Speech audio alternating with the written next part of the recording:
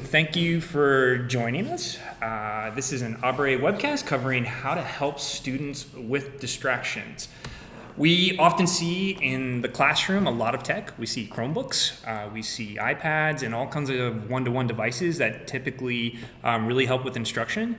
When that happens, we see a lot of this: wires, kids hooked up, lots of distractions coming at them because they can open up another tab, view YouTube, et cetera, et cetera. And this can really get in the way of, I think, focused thinking and really the ability to focus in on what the classroom teacher really is wanting to have their kids think about. So today we're going to talk about a tool. And first, want to quickly introduce ourselves. I'm Zach Vanderveen. I'm the co-founder and VP of Instruction here at Abre, and I have the most awesome Dustin Mundey right next to me. I'll let him introduce himself and who he is. Yeah, I'm Dustin Mundey. I'm the instructional technology coach with Hamilton City Schools, and was formerly a math teacher for 13 years at the high school, and had the awesome opportunity to use Focus in my classroom for several years. So one of the great things about having Dustin here is he, as the instructional technology coach, actually works with teachers and students on how to use this tool, and has lots of really good examples, which is what we're really going to dive into today. Again, we kind of mentioned this real briefly, but the problem is really focus, of giving kids the opportunity to tackle just one particular thing to think about at a time. So that's really the problem we're trying to address. Really quickly, our agenda, and we will keep this at a very brisk pace, is we're going to go over how Focus works, and we're also going to go over a couple use case scenarios so you can see how teachers are using it and how it's relevant to them. And then we have any conclusions coming along as well. If you have any questions during this, I do want to put this up here. You can go ahead and email myself right there. It's zvanderveen@abre.io. and Dustin at dmundy@acsdoh.org. We're actually monitoring our email as stuff comes in, so if you have a curious question, you'd like to be like, how does this work? We'll look at it and address any questions at the end. Cool. So I'm going to pivot and open up really quickly to Abre. Abre is an education management platform. Think of it as sort of like the operating system of your phone. On top of it are a bunch of education apps that we've created. One of those education apps that we've created is an app called Focus. So I'm going to pivot to Dustin here, and he's going to describe a little bit how this works from the student perspective, and then we'll pivot from a teacher's perspective as well. Yeah, awesome. So in our buildings, when our students open their Chromebooks, they go ahead and open the Focus app. On our machines, it's a kiosk app. When they open the app, they are given a window where they type a 5-character code. So in this case, the code is 53DKW. That code is provided to the students from the teachers. So I typically write that on my board. I'll have it up on a Google slide ahead of time, so my students know immediately, hey, go to Focus, open this up.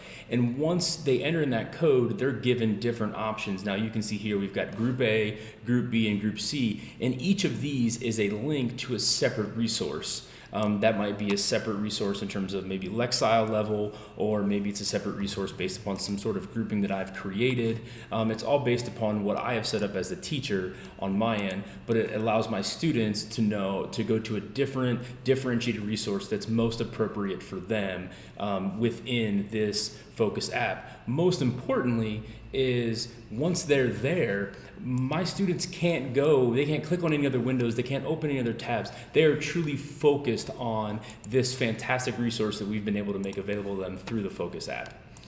Yeah, and that's key, really. You can set different levels of restrictions. We're going to get into that in a second, but you can see on a Chromebook, or if you're using the extension with any other kind of device, there's no place to put in other URLs, no ability to open up new tabs. Really, you're focused only on the websites that you want students to be able to visit. And it's as simple as kids come in, what they do is they enter the code, usually it's on the front board, or sometimes it'll be in a Google Class, and it'll come in right here, and this is how it goes. Yes, a lot of our teachers do put it in their Google Classroom as a part of their day, their daily activity, or if they have like a daily agenda that they post in Google, whatever slides or whatever they might use. It's already there. And what's really nice is once the kids realize they see those codes, they know exactly what to do, and they kind of have this muscle memory where they just kind of jump right in, and it saves a lot of time at the beginning of class. Brilliant. So how does this look like from the teacher's perspective?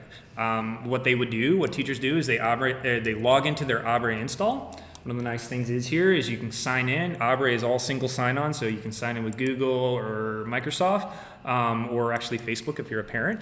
Keeps things really clean and simple. When I'm in Abre, this is the landing page.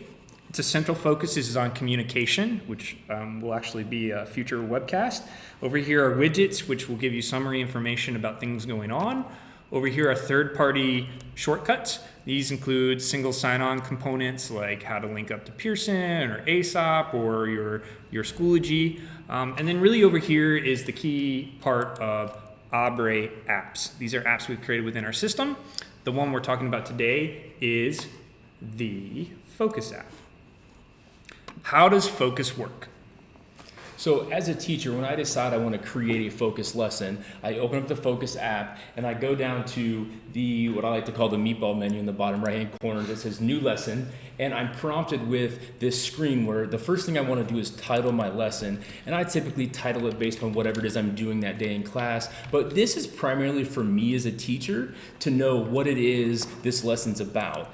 And then the next thing I do is I start popping in my links. So let's say, for example, I want to do a lesson where there's 3 different tiers of reading. I may have an article that's set at tier 1, an article set at tier 2, an article set at tier 3, and I may label them over my description, which is what my students will see as, like you saw before, group A, group B, group C, or maybe I call them tigers, leopards, and cheetahs, depending upon my level. My students are going to see that right away. They're going to see group A, tigers, and they're going to know that's the one they click on. They're going to see group B, leopards, and that's the one they're going to click on, or however you've kind of delineated. And I will then push those out using my focus code. I have up to, I believe it's 8 websites in here. Correct. And I also have something that's really, really powerful, and that's this favorite link. And it's probably my favorite piece of focus. This basically pulls this up as a split screen. Right now, we have a lot of teachers using this as like putting in Desmos calculator. Right now in our buildings, a lot of our K-3 groups are doing some assessments where they're putting a video in there that the students listen to words and then type those words into a Google form, which is really, really awesome. But that gives the children to see it as a split screen and not get not have too many things open. You do also have the ability to set different levels of restriction settings. Oftentimes, I set it to no restrictions because I don't really have any options, but you do have the ability to set it to only content available on the sites that are above, which allows students to maybe poke around a given site if there's different links within that site that'll take them to different places. That might be a helpful setting. Or if you really want to lock it down to just that link alone, you can choose only specific links on above websites, and that will that's kind of your tightest security setting, and that pretty much makes sure they can't go anywhere outside of the link that you've provided. Right. It's important to make that distinction. The Abre Focus app is not technically a filter. What it is a tool to help keep kids focused. So if you have no restrictions on it, they may be able to find ways to eventually end up on, if they're watching YouTube videos, a Fortnite site. So really it goes from fairly open to very, very closed. You can only have access to that particular web page that you're using.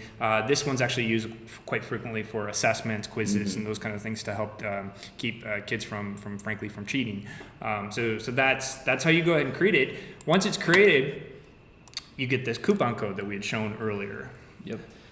And those are the codes that you then put on your board or you make available to your kids. One thing I do recommend is that you do test that code ahead of time and make sure that your websites are working. 95% of the time they do, but every now and again you'll get a site that you need to change the restriction settings on. So I just encourage you to test it real quick and just make sure that all of your links are working ahead of time, which is probably always good practice anyway. But once you have your code and you type it into the Focus app, you're going to see all of these things that I like to call the shelf. These are all your links. So link 1 is, in this case, Google Classroom. That was the thing that you typed in box 1. So from top to bottom, it goes left to right. So your second link is where History Channel is, Google Drive, Wikipedia, and Sheets. And again, you get 8 choices there, plus up in the top right hand corner there's a star, and that star is where your split screen will come in.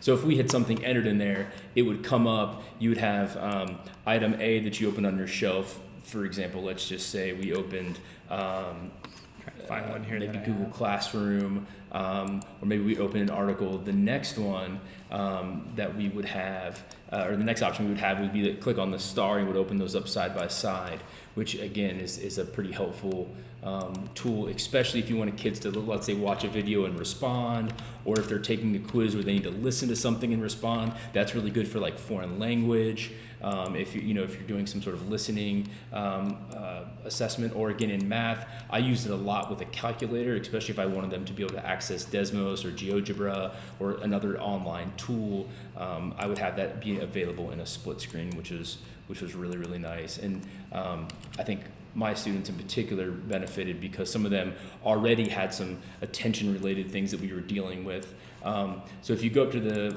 again, like what I call the shelf here in the top right hand corner, which will give you your split screen. Yeah, so your star gives you your split screen, and then if you click on one of your links here, your students, so they're going to see what you wanted them to view, and then next to it the other component that is directly correlated with it. So again, it might be a video, it could be a link to a document that they need to be able to type and respond in, it could be a link to a word wall that you're having them add words to, whatever's appropriate for your particular lesson. But the nice thing is it gives them significant focus on what they need to be doing, and it allows them to be less distracted by all the wonderful things that are available out on the World Wide Web. One of the nice things that we have here is you can turn focus lessons on and off with this little token right here. This can be particularly helpful, especially as kids navigate from one classroom to another. If you don't want kids to be able to pull up what they were doing in your class when they go to another teacher's class, you can deactivate and then turn it back on if you would like. It's good for assessments too. If you're giving an assessment first bell, and then you don't want the kids to maybe go back into it and show their friends in third bell, you can turn it off in between. So we got a great question. Does focus work with our district web filters? And the answer to that is yes, it works on top of your district web filters. So for example, if your district blocks YouTube, and you put in YouTube as a link in the Focus app, like I just did actually for that split screen, your kiddos will not be able to get on YouTube because it will first go to the Focus app, and then when the Focus app goes out to try and access YouTube, it's going to get blocked by the filter. So again, that's a good distinction, great question. Yeah, and that's a really important thing for us to know that at the district level, we set certain parameters on our filters. We want to make sure that we're not giving any sort of workaround, and it does work really well. I know that we've worked pretty extensively with that and had really, really good luck. Cool. Well, that's pretty much how it works from a student and from a teacher's perspective, which is great. It's really easy to use. Kids get it right away. So do teachers. Works very quickly. We do want to spend some time now talking though about how this can be used from an instructional purpose. And Dustin's been talking about a couple of different scenarios, but concretely kind of think it through on how best this works. So Dustin, tell me a little bit about we affectionately call them the littles. Yeah, so one of the uses where we found this really beneficial is in our kindergarten or first grade classrooms. One of the things we were hearing from our teachers prior to Focus was, wow, it takes a really long time for my students to log in. They don't know the keyboard. Some of them don't even know their letters yet. What should I do? And one of the things that we encouraged them to do was we still wanted them to have their students to practice logging in. That was really important, but maybe not every single day. And so what our teachers did was they were able to create focus codes for those sites that they wanted their students to get to. And what was beautiful about this is the vast majority of these are all 5 characters. So just a few letters and a few numbers for the students to be able to access these sites. So our teachers, instead of having the students get to class, spend 20 minutes logging in, fix the login issues that they had, and before you know it, they've wasted an hour of valuable teaching time, they were able to quickly open Focus, or their students were able to quickly open Focus, put in their 5 character code, and were immediately on the sites that they need to get to, including Google Classroom and some of their other regular sites, anything that's in their Google Apps for education stuff. But specifically, if there was a lot of our teachers are using it with our littles for like read alouds, where there's a book that they're looking at, and the book there's a video that reads aloud to them. Yeah, they've been able to do this with differentiated stations, which is really cool. So in this case, 52583 might be my station, And I know, so I'm sitting there with 2 or 3 other students, and I'm going through this book and it's reading it aloud to me. And there's another level that maybe is higher or lower level reading students that have a different code. Maybe theirs is 1, 2, 3, 4, 5, and they're opening it up. And very quickly, I've got 4 differentiated stations with kindergartners that otherwise I couldn't do as one person. As a single educator, that was virtually almost impossible for me to pull off.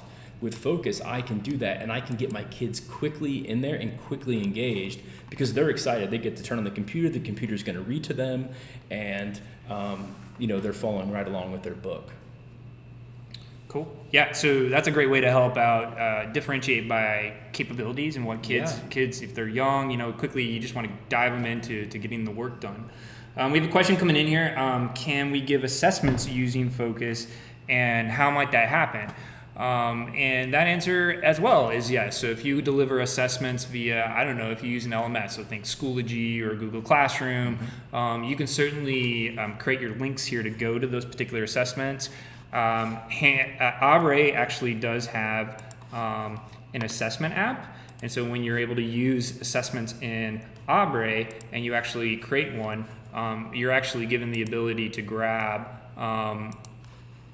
you can actually get a focus code so that it does actually provide that lockdown experience. So if you're delivering an assessment via Abre, we actually just automatically generate those codes that you can actually use to again, cut down on cheating and whatnot. And that's really great, especially at the upper grades for doing quick, formative assessments, those 5 questions at the end of the day. These are really great for that, or 3 questions at the beginning of the bill to help guide your lesson. I use that a lot, especially at the end of my lessons where I would fire out, a focus 3-question lesson assessment that I created in the assessment portal. And I got quick feedback, and the beauty of that was I could then, at the end of the day or when I was at home at night, I could look at the results and use those results to help me drive my lesson the next day, because I had, again, quick formative results that I knew were relevant and I knew that were secure, etc. The other thing that I have done a lot with this, and actually we're doing with our littles right now, is we're giving assessments in Google Forms paired with, let's say, a video of letter sounds or letters where they're letting us know which letters they can recognize, but we're doing it individually so we get data on every single student very quick, so we can quickly put our students in groups based upon what letter sounds they can identify, or in this case it's which ones they can't, so they can begin practicing those. So you were just talking about differentiation is what you were talking about. So so again, that's a good scenario to talk about. Let me see here. Pivot over here, back to my Focus app. Just hanging out in assessments. Yeah, I mean, one of the things that I have seen used, or I've seen Focus use really well, is with differentiation, especially in some of my first period intervention bells where there might be 15 students of varying levels and teachers are working on multiple different goals. One of the best uses I saw last year was a teacher who had a variety of groups set up, and they varied every day, but each group, each day when you went into the Focus code, there was, in this case, let's just use group A, B, and C because that's what's on our screen.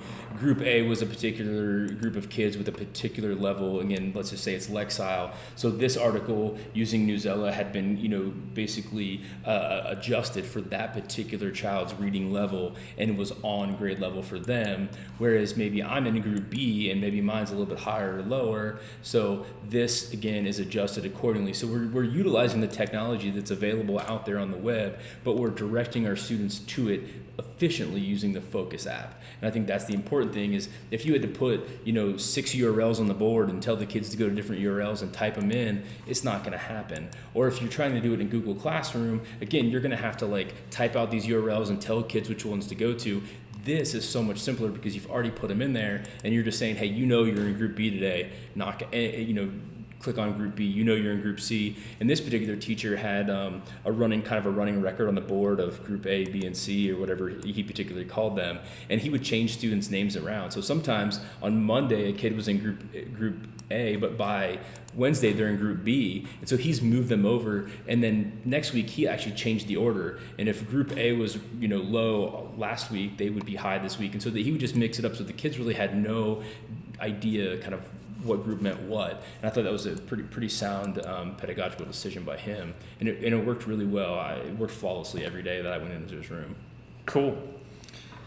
So, like, in the day-to-day usage of Focus app, like, I would, when I've gone out to classrooms and seen things, I see a lot of teachers using it, and probably the most common way I see is they use their LMS as sort of the map, the driver, right? Correct. So talk to me about a little bit how that could look like using Focus app. That's a great question. So a lot of teachers, you'll see them, and they'll push out on their LMS, whether it's Schoology or Google Classroom, and it'll basically have like these 3 links that they're going to go to today with like a doc or a link to an assignment.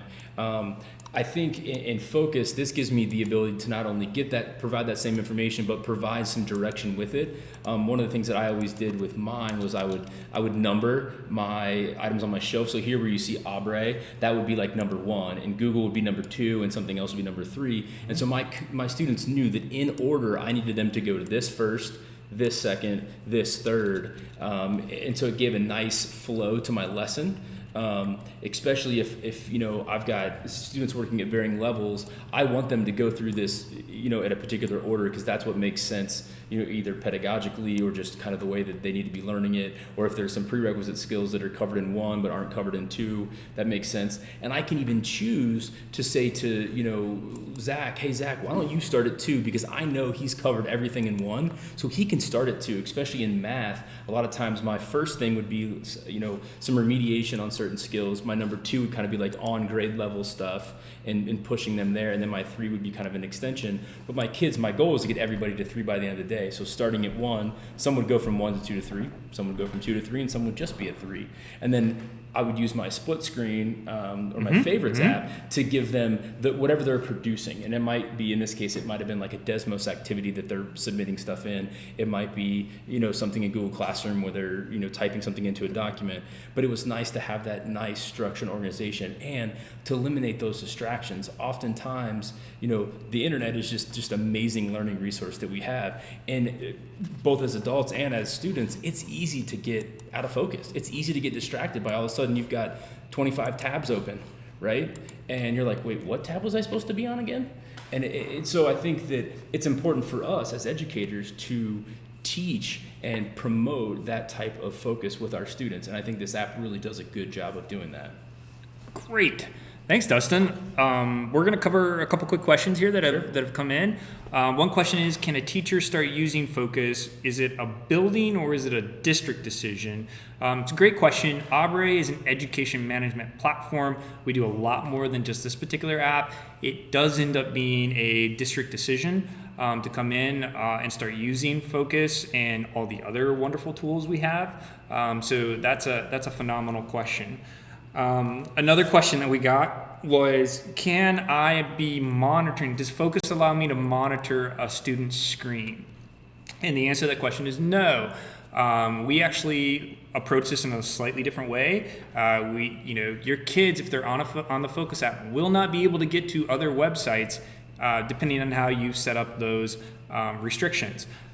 We think there's a lot of value in teachers getting out and working the room. So your kids launch the lesson, you're out there actually touching base with your kids. What are you struggling with? What's going really well? Instead of being behind the desk and seeing, 30 some monitors, rest assured it's being locked down with the app, and now you can go out and do what teachers are really good at, and that's working with kiddos and trying to understand things. Yeah, one thing that is really helpful with that is if a student's within Focus, you're going to see the Focus and the version number across the top of this big black bar. You're going to know that the student is currently in Focus when you see that. If for some reason all of a sudden you see like 17 Google tabs, you know immediately that they're not in the Focus app. And so if you see that black bar right there, you know they're in Focus. If you see something different, maybe the student logged out of the computer and logged back in a different way to kind of maybe try to circumvent the system, you're going to be able to tell really quickly by just scanning the room, like from the back or the middle of the room, which is where I tended to hang out, was kind of in the middle of the room, because it gave me good access to kids and also gave me a good visual of what was going on their screens. Great. Well, thanks, guys. We appreciate the questions that came in. Quite a few of them did. We hope this was helpful and educational. Thanks, Dustin, for going through how Hamilton's been using it and how your team's been using it. We look forward. We'll have another webcast coming up here. We're actually going to talk about effective communication using the Abre platform. So that'll be coming up here within the next month. If anyone has any more questions, please feel free to email myself or Dustin, and we are happy to reach out and talk. A copy of this webcast will be on our website, on our Discover site as well. So you can always share with folk as well. If you have people in your district, you're like, you should really watch this. Feel free, and we appreciate you kind of sharing it out. So once again, thank you. Thanks, Dustin. Thank you for having me. Thanks, Chris, and the people behind the screen. And we're good to go. Thanks. Thanks.